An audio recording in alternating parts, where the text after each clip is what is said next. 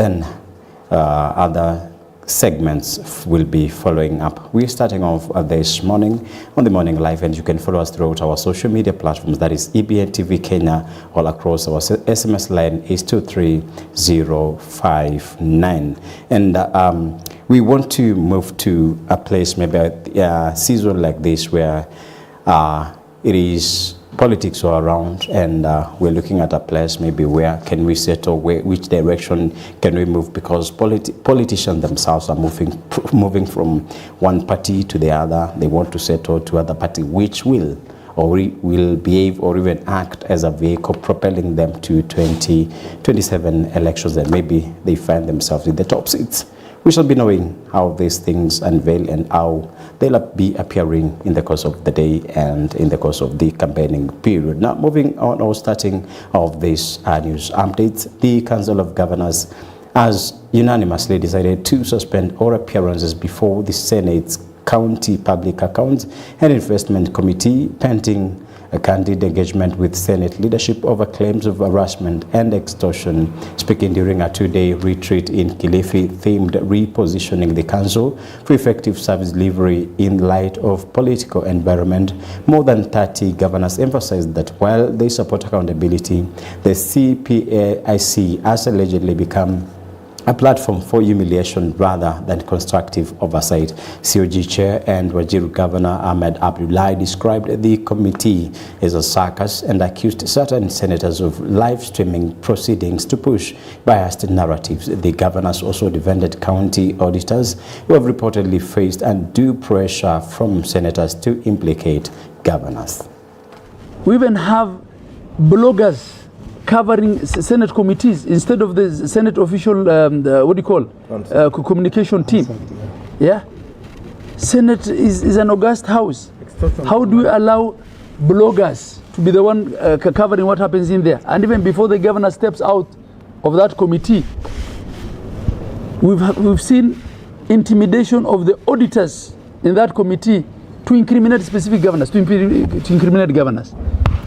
The auditor gets so intimidated that at times he even says things contrary to what is in the audit report. We cannot go on like that. So as a council, we've said enough is enough on this matter, and we'll engage the leadership of the Senate. If we have to go back to court to interpret what oversight is, and what those appearances should entail, what political responsibility of governors is, we are willing to go back to court. But it cannot be and will not be business as usual. I thank you. Thank you. It is not an easy decision for the Council of Governors to decide not to appear before CPAC. But we want to make it very clear. We do understand that the courts have pronounced themselves on this matter before, that governors must appear in person. But the same courts also required that governors be treated with decorum. And the courts, in reaching that decision, did not envisage that there will be extortion, intimidation, humiliation, and harassment. So, Excellency, governors deliberated on this matter and decided, until the rules of engagement are redefined and until we have been heard by the leadership of the Senate on the ongoings in that particular committee by particular and specific senators who sit in that committee, we shall not appear before PAC. And I want to make this very, very clear. No governor will appear before PAC before these matters are addressed. And we agree on the rules of engagement. And moving on, the High Court has declined to grant bail to police officer Cleansy Barasa, who is facing murder charges of the killing of masked vendor Boniface Kariuki, citing concerns over the safety of witnesses and public order. In a ruling, Justice Margaret Muigai said releasing the accused on the stage could jeopardize the protection of victims and witnesses as well as compromise public security. The court has told that Kariuki's family has been subjected to harassment, including receiving numerous unsolicited phone calls and messages since the case began. Kariuki was shot in June 2025 during protests in Nairobi and succumbed to his injuries 12 days later while receiving treatment at Kenyatta National Hospital. His death sparked public outrage and renewed calls for accountability over police conduct during demonstrations.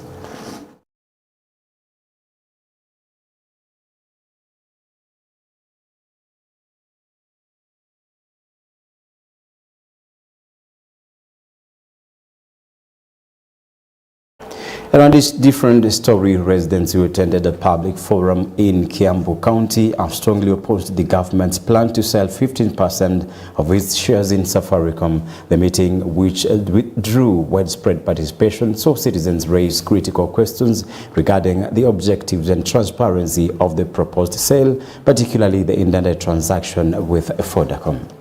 Kesho tuamke tuone 100 billion cannot be seen and we can't do nothing about it. In the past history, no foreigner would have owned a quoted company more than 40%.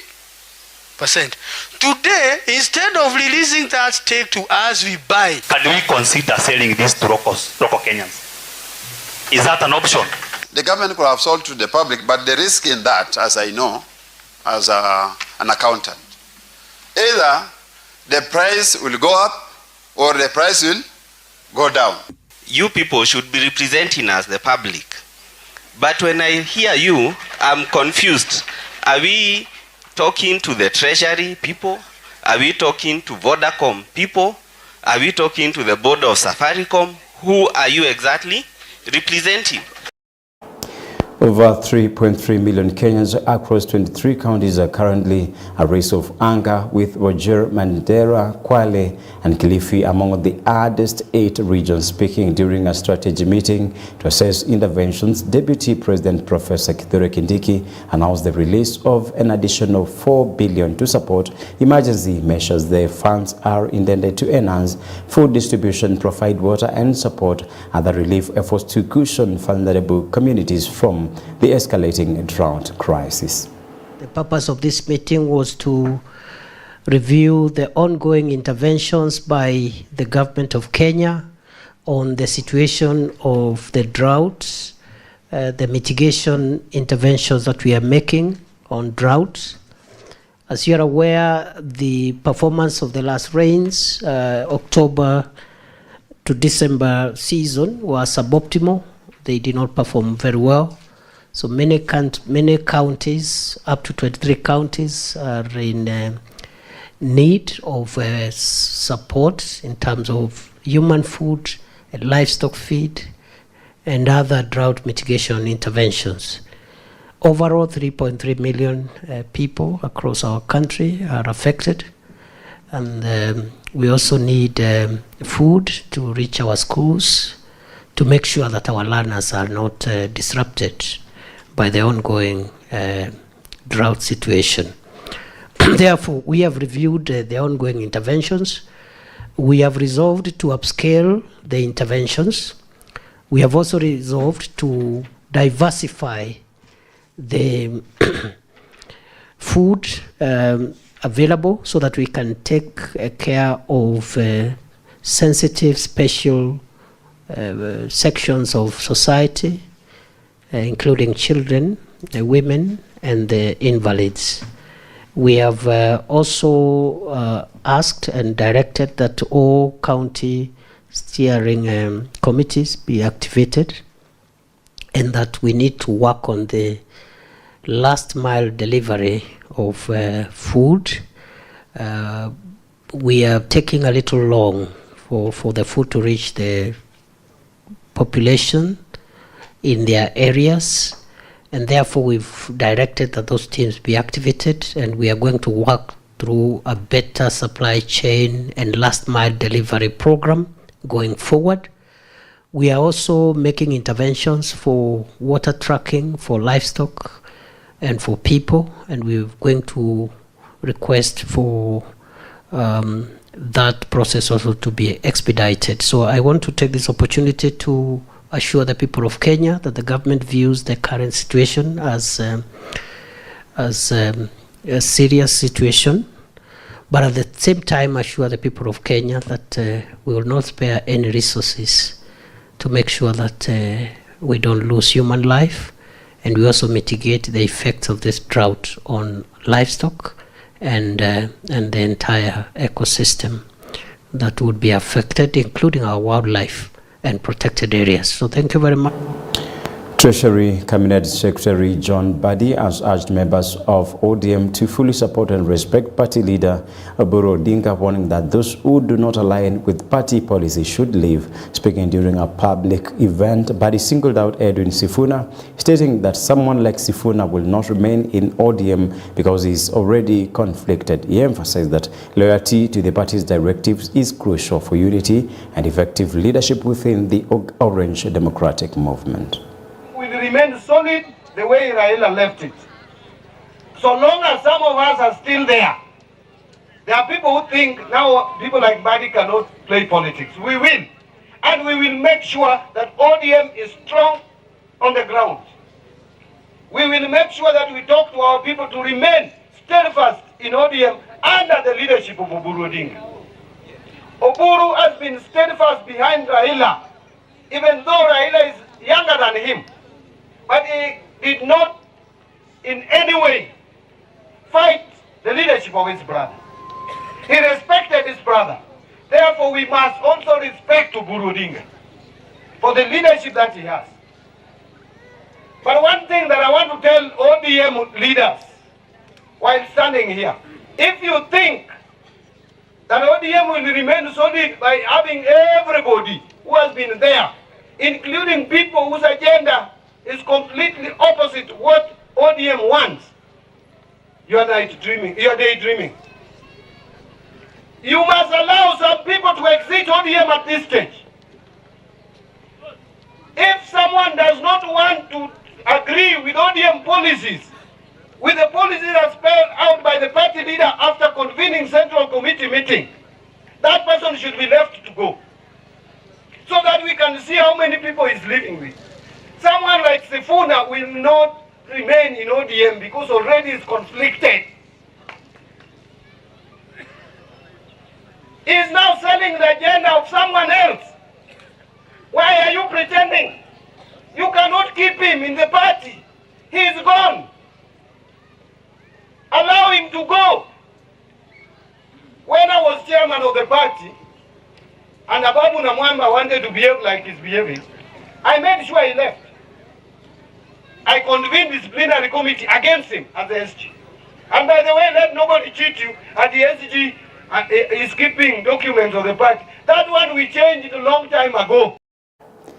An imam has been charged in court over allegations of defrauding a Muslim faithful of more than 700,000 shillings in a failed pilgrimage agreement to Mecca. Ustad Omar Athan appeared before Chief Magistrate Lucas Ojina, where he denied charges of obtaining 774,000 from Mohammed Salim Balewa under false pretense. Prosecutors told the court that Omar allegedly claimed he would facilitate Balewa's Umrah pilgrimage to the Kingdom of Saudi Arabia, a trip that never materialized. The court added that the suspect was arrested on Sunday at the Jomo Kenyatta International Airport upon his return to the country following a complaint lodged by the aggrieved pilgrim. Magistrate Onyina is expected to rule on Omar's bail application on February 10 as investigations continue.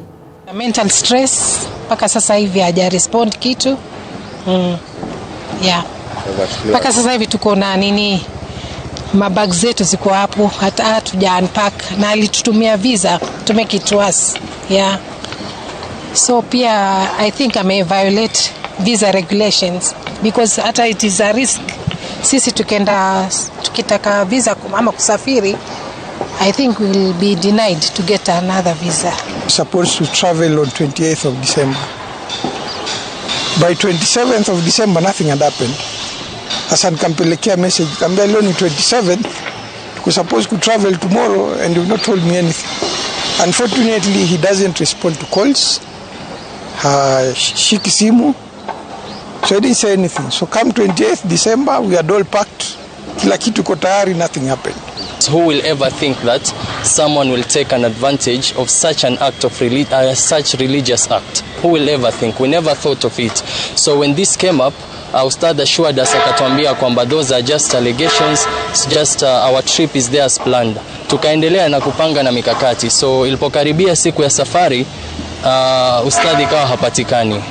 Akatuambia baada ile siku ya safari kupita, akatuambia kwamba ile haikuwezekana because of matters visa, because of matters accommodation, lakini we can change the dates. The government has raised alarm over the growing number of women, including minors, using flavored nicotine products, warning that the trend poses a serious threat to their reproductive health. Public Health Principal Secretary Mary Muthoni says more women are now consuming vapes, electronic cigarettes and shisha, exposing themselves to harmful chemicals that can affect fertility and pregnancy outcomes. The PA is concerned that nicotine and other toxic substances found in these products can interfere with normal fetal development, increasing the risk of complications and birth defects among unborn children. She noted that the attractive flavors and easy availability of the products have made popular among young women, creating a silent public health crisis that requires urgent attention. Association Center. That is in regards to drugs and substance use. Because Mount Kenya region, indeed, is a problem with the issue of drugs and substance. Laikipia County will be one of those, or is one of those that we have earmarked to have a cessation center here. And that will help even the region, the counties near, with rehabilitation of those who have already gone out of hand in regards to drugs and substance use. As I stand here, I look at the data in my office, and I actually noticed that there's a spike in regards to women and the use of nicotine. When we were growing up, it is the men who used to smoke. These days, it's the women who are smoking vapes, electric cigars, coaches. They are the ones you'll find in shisha dens. So really, there's a culture shift, and we need to really manage it to take care of our young girls who are of reproductive age. And tomorrow, they want to have babies. You don't want to have deformed babies because you indulged in some nicotine products or contents which you could not even understand what is the contents in that product. As a national government, we are doing all we can. Kama ni sigara mbaya, sisi tunachoma tu, ama tunakuambia rudisha kwenye umetoa. For fair business, because the taxman is here.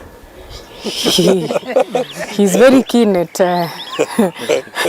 getting the money, but we are telling him for any product which is not conforming with the laws of this country, we will not allow it to even be taxed.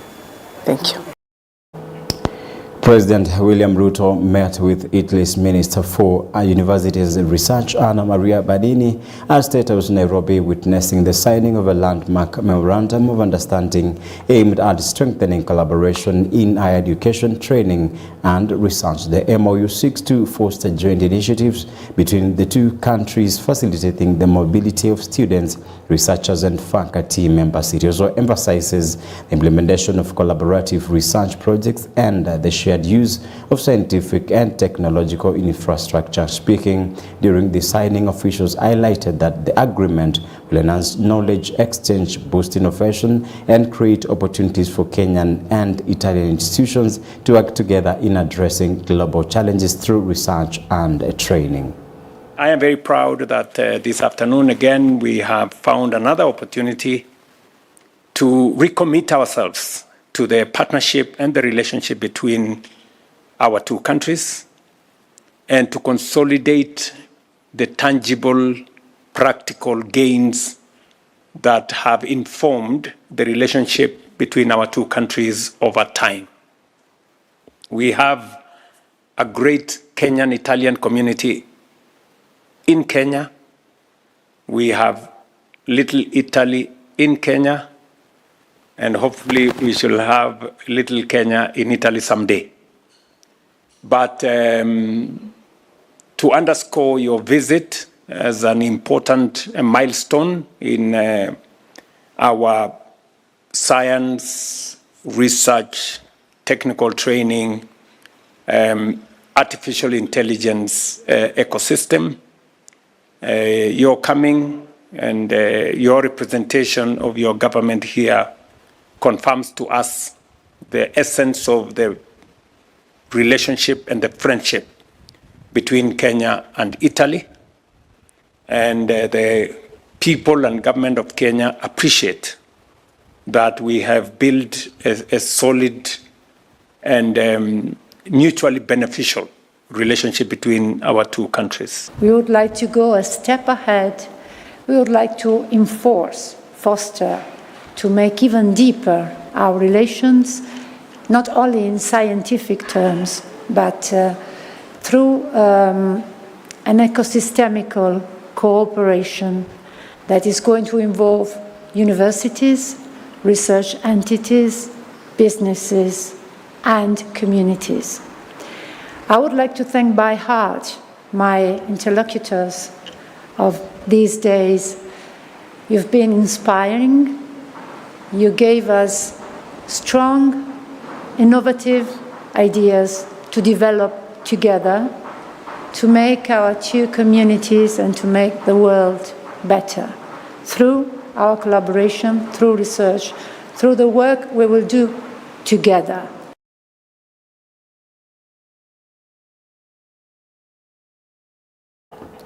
And the Kenya Accreditation Service, KENAS, has concluded a nationwide public participation exercise aimed at strengthening accreditation reforms to boost Kenya's competitiveness in regional and international trade.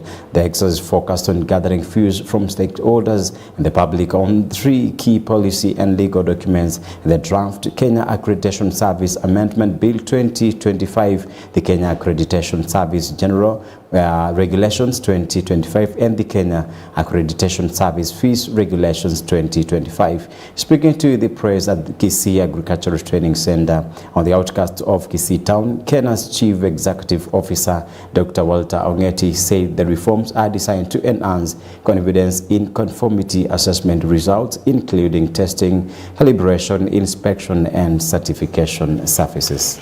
We have subjected 3 documents to the public for the last nearly 3 weeks. These are the legal instruments, including the General Regulations 2025, which basically operationalize the Kenya Accreditation Service Act.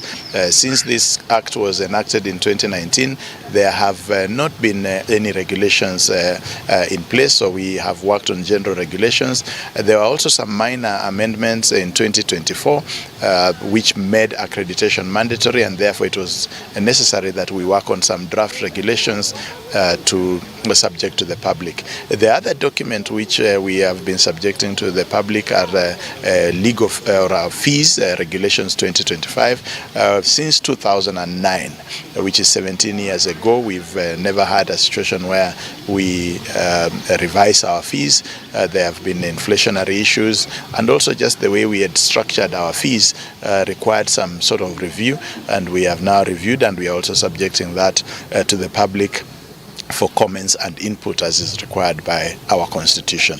We do this because we are mandated then to give a third-party assurance that these entities that are undertaking testing, certification and inspection do this because they have the full competence to undertake the work, and that these activities then meet international requirements.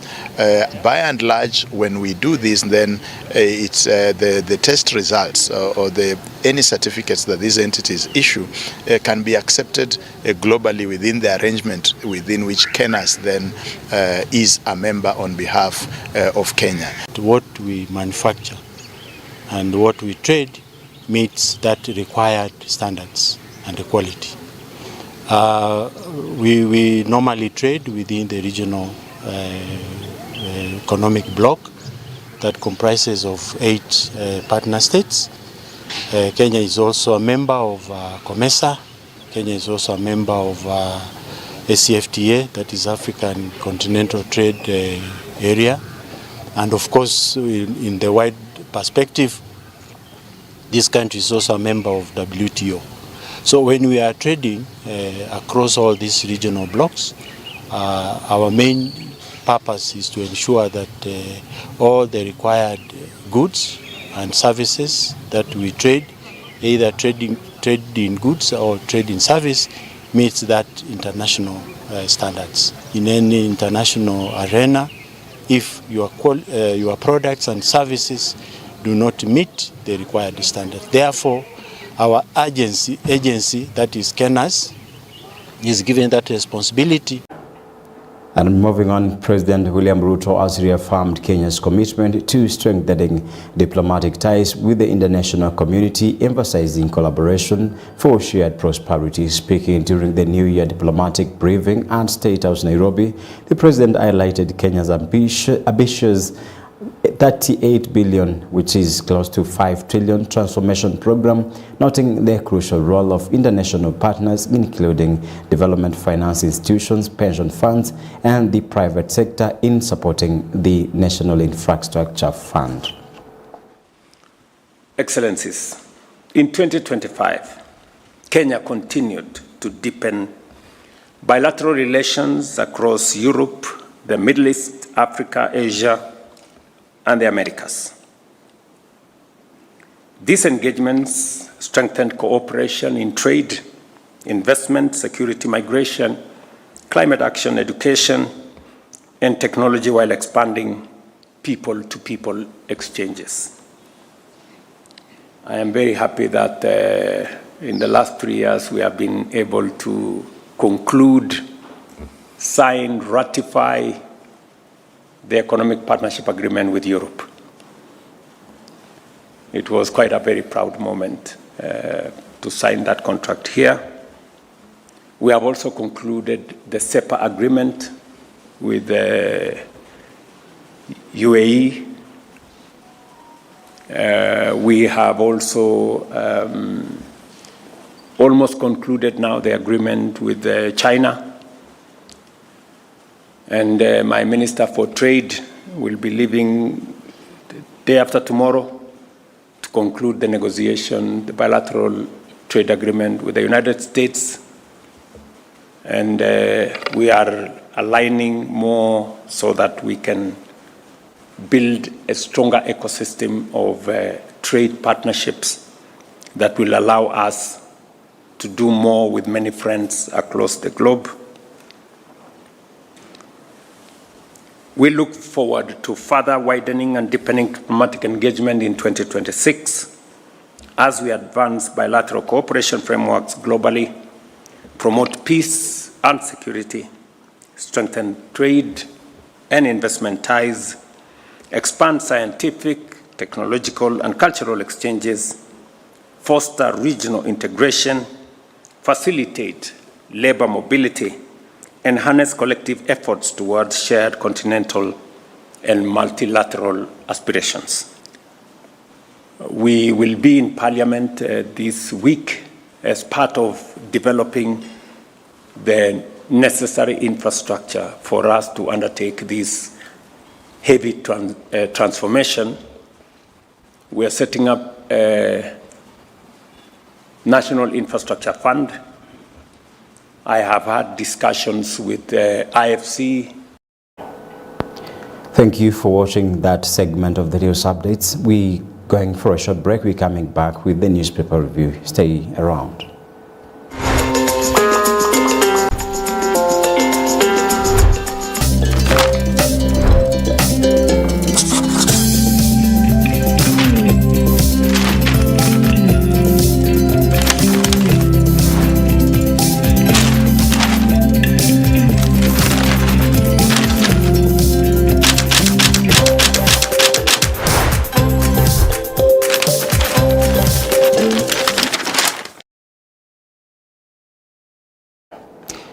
With me, I've got the Daily Nation and the Standard Kenya's Board newspaper, and I'm starting off with Standard newspaper, and such a dehumanizing story that I'm getting here with a situation where we don't expect it to be done, because before you become a policeman, you were once a human being, and as you're a policeman, you're still a human being who is very normal, and despite the uniform that you're given, despite the firearms that you're given, and maybe the work conditions and employment regulations that you're given, you still remain to be a person. Something that took place around Huruma over the weekend is something that is so dehumanizing, something that we don't have to just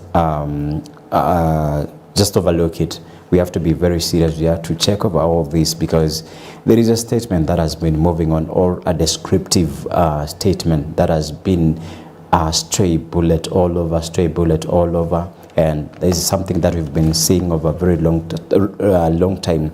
Now, we are looking at whereby police officers are described for maybe extrajudicial killings, also described of abductions and maybe torture. But when it comes to the issue of stray bullets, and I think these people have to be very serious, and as I mentioned yesterday, serious with your work with regulations. And I know there are the profiles, so there are units whereby you are trained on now to handle human beings. But when it comes to the issue of stray bullets, what are you supposed to do if it happens that maybe it is the case of maybe mistaken identity, or the person you are following turns out to be not exactly the person you are following? What are you supposed to do?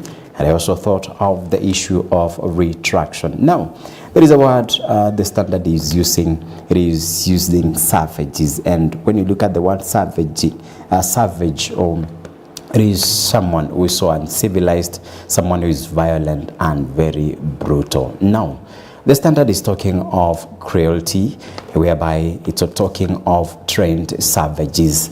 And this is, you just pick someone from any place, you just train them, and they become so uncivilized, they become so brutal, they become so violent to the human fraternity. Now, at a time the family of killed MTC student is seeking answers, the police, in a statement rather than give assurance, revealed the carelessness with which it treats human life. The carelessness, in an outrageous turn, it seemed to blame residents for the death, which points to a remorseless service unable to tame officers thirsty for the next drop of blood. Despite valiant efforts made to turn the police force into a police service to align with the requirements of the Bill of Rights in the Constitution, whose spirit is to save human life, the behaviors therein are stuck in a gone by era. It's a police service. And it's a police force, sorry. And it being a police service, a police force, this is to mean it's a department that is set maybe to take care of human beings, maybe for security and for the safety of the nation, maybe. But now, when it comes to serving human beings and the people and the citizens and the civilians, actually, it's not all about the police service. It's not about the police force.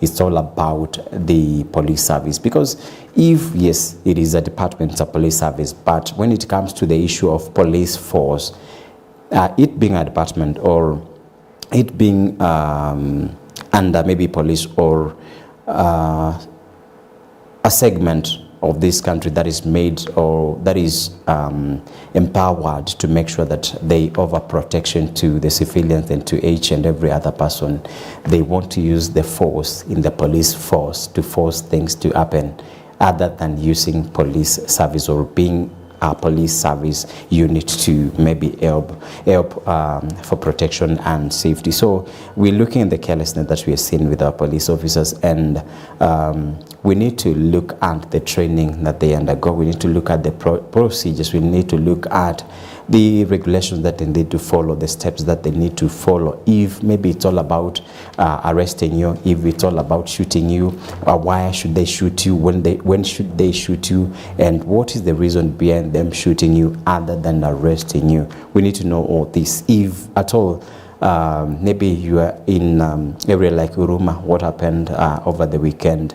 If there is a suspect there, I think there is how careful you need to be to make sure that you take care of the lives of the other people who are not in the mess that the suspect is in. So 21-year-old Cheryl Adhiambo killed KMTC students. You can look at a picture on the first page of the Standard. Then human rights training is not a new concept. It has existed as long as I can remember. During our time, the course was known as liberal studies.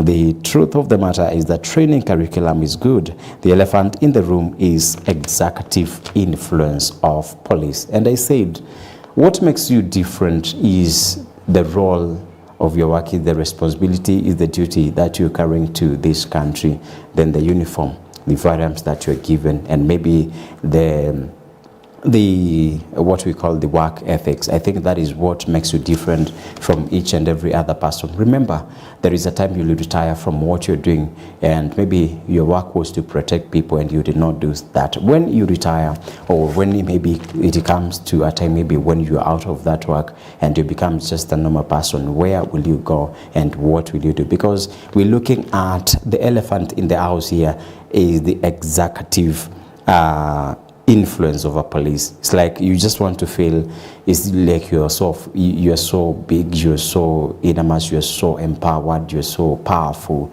but that is not what should be lying to you. There is a different story, and there is a different part of it when you just retire out of that work. And this is a statement from John Musamali. He's a security analyst. Then the situation begets impunity, with officers contravening rights, aware that nothing will happen to them. In most instances, there is no penalty against abuse of human rights, and it is business as usual due to lack of accountability. This is John Mboto, senior lecturer, security studies, and this is Kenyatta University. Yes, there is that issue of you just do this. Because when you look at this, they're looking, it's like despite valiant efforts made to turn the police force into a police service to align with the requirements of the Bill of Rights in the Constitution, then there is the segment where it was talking of at a time the family of killed KMTC student is seeking answers. The police, in a statement rather than give assurance, revealed the carelessness with which it had risked human life. In outrageous turn, it seemed to blame residents for the death, which points to a remorseless service unable to tame officers thirsty for the next drop of blood. Yes, and John Oboto is talking of, in most instances, there is no penalty against abuse of human rights. So it has come to a point whereby you just want to take human life so carelessly. You want to think it's so cheap, it's very expensive for you not.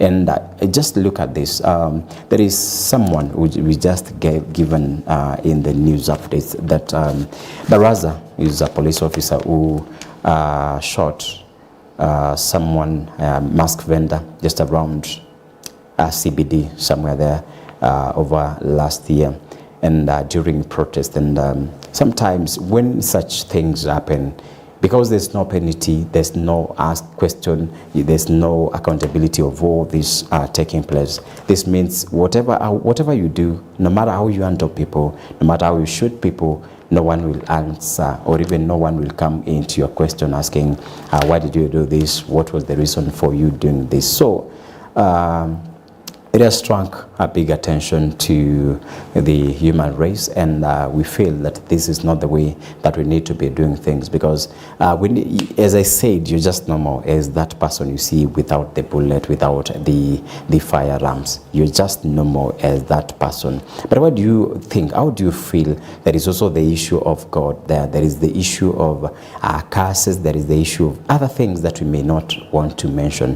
Why do you think taking someone's life is so easy? Why do you think you just have to go away with that after you've just made someone fall off? That's very wrong. And to our police officers, I think we need to be very careful. And page 2 of the Standard is talking about police service is always in the spotlight of extrajudicial killings, abductions, and torture. Yet all of them go through mandatory training that covers human rights themes. Then we're looking at just a small statement here. Calls for police officers to respect human rights have grown louder over the past few decades, augmented by the Constitution that bars law enforcement officers from abuse of power. The general wish is for officers to abandon the culture of fear mongering and adopt a rights-based approach, calling most of them a struggle to embrace. Human beings nowadays are just carried as wildlife. Then the human rights cause that has failed to change Kenya's police, a story you can read from page 2 of the Standard. A mother's cry after daughter is fatally shot. Now, the KMTC student was gunned down by a police officer while helping run her mother's fish business in Uruma. Aching is pleading with the government to ensure justice is served, saying Adhiambo was our only hope for the future. Yes. Now, sometimes I always wonder, we're asking the government to help at some situations, and we've seen very clearly that all police officers go through mandatory training that covers human rights themes. Then you go all the way to find someone in a kiosk somewhere, then you try to shoot them. Then this person is dead. Then you cried for the government to help you. Yes, it is something that the government needs to be accountable for, and they need to be questioned about all this. But it comes to a point now, like the case of this KMTC student here, she's already dead. And now, where will the government fit in to make sure that if at all any compensation is done, what will replace life? What amount of money can replace life? What amount of maybe material things can replace life? So it's all about holding the government accountable and making them to be very careful with the civilian's life, because I don't know how Sherry's life can be taken back when someone is pleading for the government for the assistance. How will it happen? So our police service need to be they don't have to be so executive, they don't have to feel so, they don't have to be so proud because they have the firearms. The firearms are made for protection, safety, not maybe for punishing people and for killing people so carelessly. So you can read that story from page 3 of the Standard. Then officer denied bail in Fender's murder case. Then police officer Cleansy, yes, this is a case that I had mentioned about the demonstration that took place over last year around CBD. And police officer Cleansy Baraza accused of shooting dead Max Fender Boniface Kariuki during last year's anti-government demonstration will remain behind bars after the High Court denied him bail. Yes, I think this is a good service to someone who feels maybe they are so special they can shoot, because maybe that's a case that was very clear. It was very open, just around a building around Moi Avenue there. Then it was very clear, and this person named here Kariuki had done no wrong to serve or even to serve or to deserve the bullet on his head. Then the torture, the kind of suffering that he went through when he was admitted in Kenyatta Hospital. So I feel maybe the kind of justice that is being served, I think, is the right one. And if anyone messes on all this, I think it will be well. And I'm wondering, because all these newspapers are talking of police brutality, police abductions, police torture. So I think this is a message that needs to be shared all over and widely to make sure that these people can change and can behave well. And that's the same thing that we see even on our roads. Like today, very early in the morning, I'm wondering, you find there is heavy traffic on our roads and on our junctions. You wonder why. And the police, police officers manning those regions, you just find them idling around the same places. And this is because maybe they feel they are so special. So I think these people need to be taught very well, and they need to know that this is just work, and this is not all your life. This is not where your life is embedded on. Yeah, then page 4, Jeanette scrambles to retain political standing after Azimio shake-up, and when former Prime Minister Raila Odinga died, we mentioned of a lot of political orphans, and Jeanette Mohamed was one of them, and he's trying to maybe find validity and of the same, and maybe trying to see whether it will be valid, it will be convenient for any seat come 2027. Junet Mohammed's political figure or future hangs in the balance as Azimio leadership changes and ODM disputes threaten him. Once protected by Raila Odinga, he now faces party battles, reshuffles and backlash over Ruto alliance. Page 5, Lusaka's new role puts him at a battlefront. Then appointment as Ruto's Western appointment has ignited a localized political war. The decision to bypass Mudavadi and Wetangula has caused a seismic shift in pecking order. There's a story you can read from page 5 of the Standard. Then we're looking at a northeastern region whereby it's all about drought crisis, inter-community resource wars, wildlife threatened lives in Samburu, and worsening drought has pushed the county into flashpoint of desperate survival fights. Scarcity of pasture has also ignited old and new tensions, forcing pastoralists to migrate into contested territories. Then there's someone who's pictured there on the 6th page of the Standard. Is a 14-year-old William Nokan takes a nap on his way in a search of water at Luga Kerio in Turkana South, uncertain whether he'll find the vital resource as a raging drought continues to devastate Turkana County. Then page 7, it's all about Suguta families battles anger as aid falters. There is a promise of aid, and maybe we're expecting to see whether the distribution will be taken all over around the counties that are affected. And we had a report last week whereby 24 to 27 counties are affected by drought and maybe famine. Then 2,850 residents face extreme hardship as livestock die, pastures vanish, and water depletes. However, access challenges, bandit threats, and rugged terrain in the aid delivery. There are a lot of means that we can maybe use to make sure that aid is delivered to these regions, because if you talk of maybe rugged terrain that is hindering aid delivery, I think we are exposing all these people into maybe a kind of torture naturally, because we're looking at a place whereby we have the aid already. Then we are looking at the means, we are looking at the terrain, how it looks like. Are we is delivery able, or are we able to deliver this aid to these people? Then these people are pastoralists. They move from places to places to maybe find pasture for their cattle. Then there is the aspect of this cattle dying all over and so carelessly. Now, when it comes to the government trying to help its people, I think there is kind of mass patches that need to be done to the livestock from these maybe drought-stricken regions, to make sure that maybe they salvage something rather than maybe you add 100 cattle, then they just succumb that into these situations around the regions. So I think it's all about us calling the government to make sure they buy, maybe they may try to buy this cattle maybe in subsidized value or amount of money, to make sure that maybe they don't fall at or under total loss of the same, rather than they don't get aid, their cattle are dying and there's nothing to support them.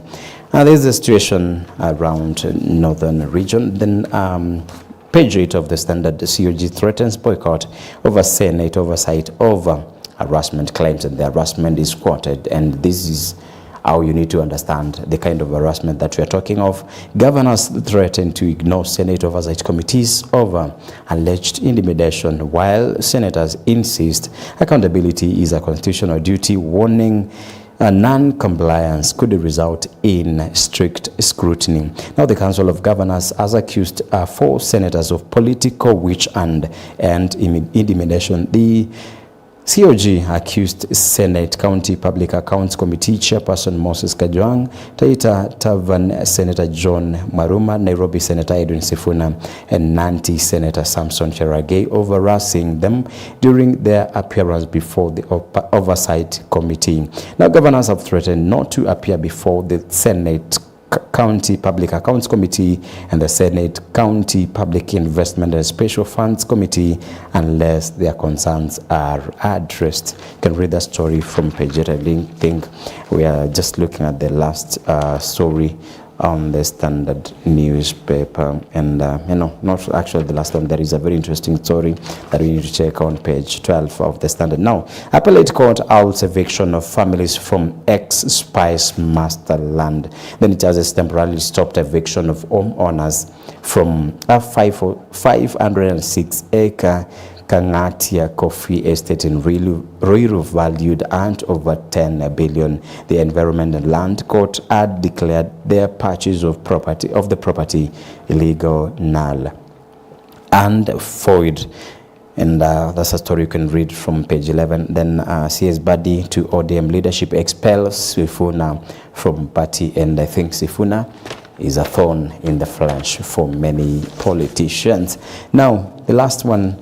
It's all about the editorial. Give maximum attention to drought its regions. That a statement to the incumbent president. Now, up front, Nyota Fund is a political tool to reduce discontent among youth. Now, yesterday we talked of the Standard talked of the political bait and the issue of tokenism. Today is talking of tax exemptions, where maybe the cartoon we're looking at here is the aspect of Nyota. There is a young person who is carrying our incumbent. Then the incumbent is holding a bait in the picture or in the photo of a carrot, whereby now the pointing of a bait from the caricature here is a very big message to the young people that this is a political tool that is made to reduce the discontent with the young people. Around July 2024, we saw the anti-finance protest that took place from the young people in the name of Gen Zs. Now, we're looking again at maybe what happened around Pipeline area in Nairobi during over the weekend. Now, they were talking of the political bait, and now we are seeing it from the caricature. Now, Nyota Fund is not made to empower you. It is made to it's a bait that is used to pull you and maybe to reduce the discomfort, the kind of discontent that you feel as young people. Then there is another message that you may fail to understand from the caricature, from the cartoon that we have from page 12 of the Standard, that Ruto is on the shoulders of a young person. This is to mean young people are suppressed. You want to be tricked, you want to be seduced by the bait, then you still your body and your shoulders are set upon. Then this is to mean this is a political torture that you're getting, and maybe developments will never come into your region. That's a very interesting story. You can read it from page 12 of the Standard. Then, should the opposition call for mass protests? Yeah, think of it. It's a good question from page 13 of the Standard. Grab a copy of yourself, then you move on with the same. Now, moving on with the Daily Nation. It's all about 4 brothers die in a quarry that authorities refused to refill. They'll be giving you some details from page 2 of the Daily Nation. Then it's a rogue accusation of lawmakers demanding bribes have persisted and even forced dissolution of a committee in 2015. Governors devise Senate amid bribery scandal. Then on the top page, we're looking at Stephen Sang, Nanti, James Orengo, Siaya, Joshua Rungu, Laikipia, Mudhomi Njuki, Tharaka-Nithi, Cecily Barire, Embu, Irungu Kangata Muranga. Then we have Isa Timamu Lami, then notorious for snubbing Senate. And these are missed Senate invites on Monday, the list that I've just read for you. Then we are looking at the notorious list, whereby we have Abdul Somad Nasir, Mombasa, Abdi Guyo Isiolo, Lati Lelelit Samburu, Simba Rati Kisii, Gideon Mongaro Kilifi, Fernandez Baraza, Kakamega. impunity? It's a question. County bosses have resolved they won't appear before a Senate watchdog committee, accusing its members of extortion and embarrassing them to gain political mileage. Their protests come as outrageous expenditures are exposed during County Public Accounts Committee hearings on audit queries, which governors claim senators are exploiting to extort bribes. But senators have dismissed senators have dismissed the accusations, arguing the county chiefs have resorted to the smear campaign in an attempt to dodge accountability. They have vowed to relent in the quest to stop looting of public funds. Story 4 and story 5, and I think I have to take you there before we finish.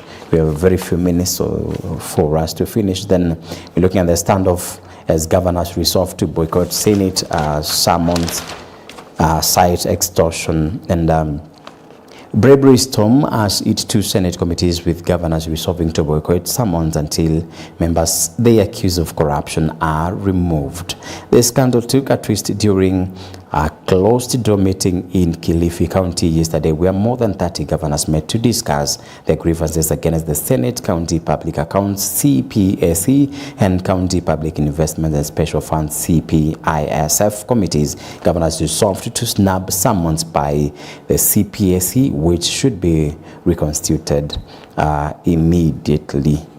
There are also many senators who can sit on this committee. 4 members are notorious for blackmail and extortion. You can read the story from page 4 and page 5 of the Daily Nation. Now, there is something I had not told you of. It's on the side of the top page of the Daily Nation. Former Mwea MP linked to car theft syndicate, and Directorate of Criminal Investigation detectives have arrested former Mwea MP Peter Gitau on suspicion of involvement in theft of vehicles, including a truck belonging to Murang'a County government. 2 lorries were recovered in Mombasa with fake registration numbers, and police said. Do it from page 3 of the Daily Nation. Now, a big question that we need to ask ourselves here. Yes, this former MP, former Mwea MP Peter Gitau. Now, the syndicate, and one of the theft included here is a lorry belonging to Murang'a County. Now, the biggest question: what was the transaction between this former retired MP for Mwea and the county of Murang'a? What was the transaction? Because if it is a syndicate that involves maybe private cars and other cars, maybe it may mean different. But now it is a scandal. It's a syndicate that is pointing someone from a retired position all the way to county government that is inexistent and that is still working, and this is Murang'a County. What was the transaction? Then moving on, yes, that's so we can do it from page 3. Then we are done. Page 6 of the Daily Nation headline provokes debate. Yes, yesterday we saw an headline that topped, and who cares? Civilians, they feel that they don't have to care, because even if they care, who cares? And who will maybe listen to their lamentations, who will listen to their cries, who will wipe their tears off.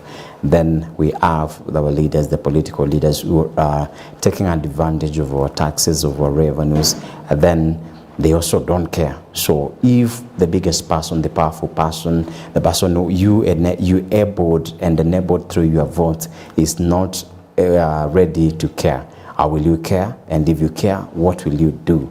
Are you able to make any change? Are you able to make any transition? Will you make any shift from the same?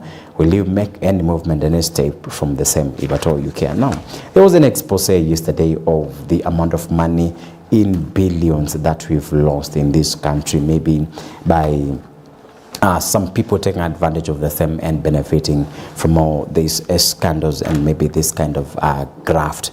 Now, the Daily Nation's Monday front page headlined, who cares?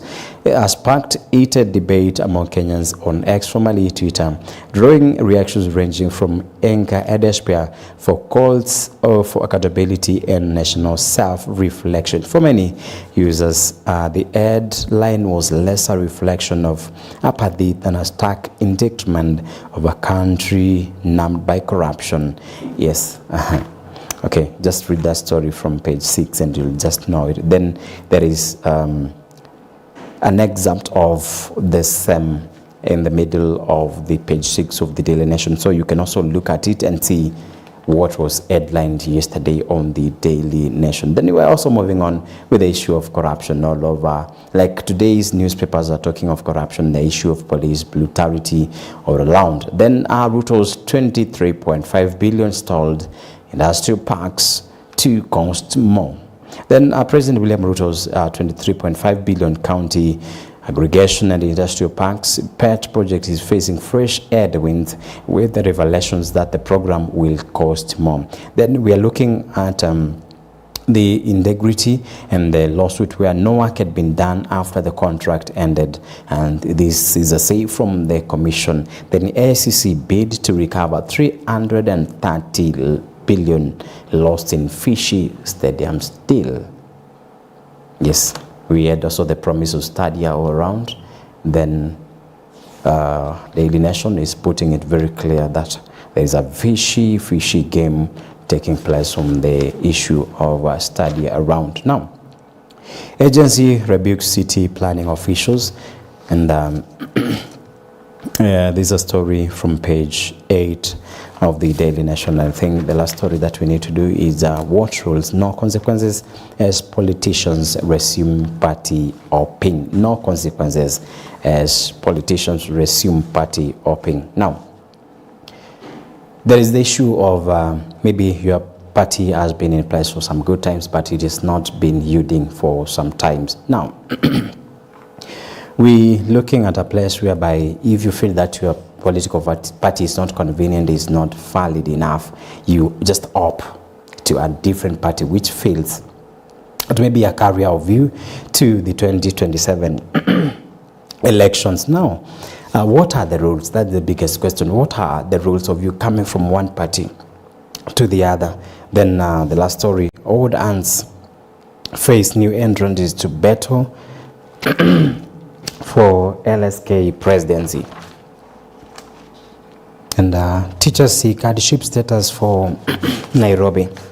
And that story from the Daily Nation brings us to the end of this. Coming up shortly will be Your Faith Today with Reverend Felix Kaboy. Thank you for watching the news updates. Thank you for watching the newspaper review. My name is Jeffrey Kimayu Somba. May God bless you and have yourselves a good day.